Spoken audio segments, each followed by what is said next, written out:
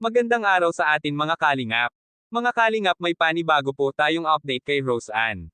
Pero bago po yan mga kalingap, kung bago pa lamang kayo sa channel ko, baka naman po pwedeng pa-like and subscribe my channel para lagi po kayong updated sa aking videos. At kung pwede, sana patapusin muna natin ang video na ito para alam natin ang nilalaman nito, at huwag din po natin kalimutan mga kalingap na pakisuportahan ang ama ng kalingap na si Val Santos Matubang at Kalingap Rob Matubang, pati na rin ang viewers at reactioners. Maraming salamat.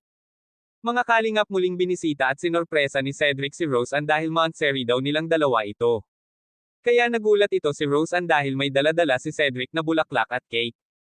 Kinantahan din ito ni Cedric si Rose Ann kaya lalo itong kinilig.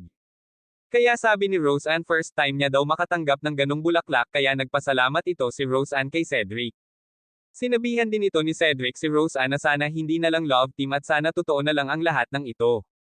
Kaya sabi naman ni Rose Ann ay pwede naman basta ipaalam lang ito Cedric sa kanyang nanay. Sinabihan din ito ni Cedric si Rose Ann na pag-isipan mabuti ito. Mga kalingap, hindi makapaniwala si Rose Ann sa dami ng parcel na kanyang natanggap mula sa mga sponsor at supporters nito. Binigyan din siya ng isang sponsor ng lutuan para hindi na sila ito mahirapan sa pagluluto, lalo na kapag ito ay tag-ulan. Mga kalingap, sobrang napahanga ito si Kuya Rob kila Rose Ann dahil maraming nabago sa bahay nila pati na sa paligid nila dahil napabakura na rin ito para hindi kung sino-sino na lamang ang papasok dito.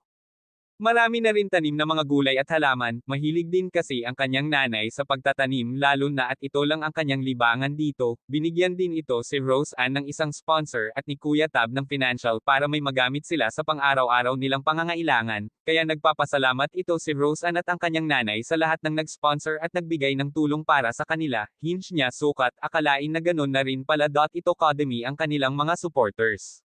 Kaya, mga kalingap, hanggang dito na lang muna ang update natin kay Rose Ann. Maraming salamat po. Thank you for watching and God bless us all.